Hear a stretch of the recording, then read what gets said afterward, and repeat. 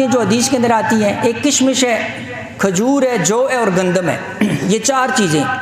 کشمش، جو اور کھجور، ان تینوں کے لیے جو مقدار حدیث میں آئی وہ 1 سا ہے۔ 1 سا کا مطلب کیا ہے؟ یعنی 3.5 کلو۔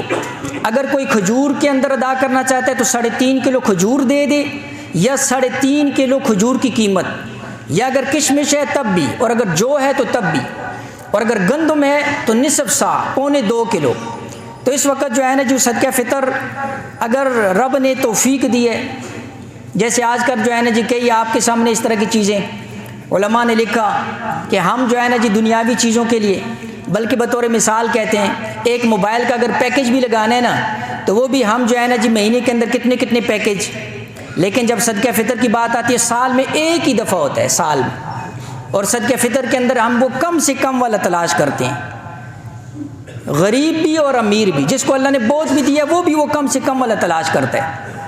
تو کوشش ہو، جس کو اللہ نے استطاعت دی ہے بالکل پیچھے نہ ہٹا کرو، یہ اللہ کے لیے تم دے رہو، لن تنالوا البر حتی تنفقوا مما تحبون۔ اللہ فرماتے ہیں جس کو تم سب سے زیادہ پسند کرتے ہو وہ دو گے تو نیکی کے اعلیٰ درجے پر پہنچو گے۔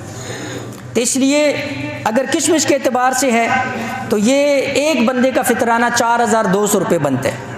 اور اگر کھجور کے اعتبار سے ہے تو ایک بندے کا فطرانہ 2000 روپے بنتا ہے، جو کے اعتبار سے ہے تو ایک بندے کا فطرانہ 800 روپے بنتا ہے، اور اگر گندم کے اعتبار سے تو ایک بندے کا فطرانہ 300 روپے بنتا ہے۔ اور یہی روزوں کا فدیہ بھی ہے، اگر کسی بندے کوئی عذر کی وجہ سے روزہ نہیں رکھا تو ایک روزے کا فدیہ جو ہے وہ ایک فطرانے کے برابر ہے۔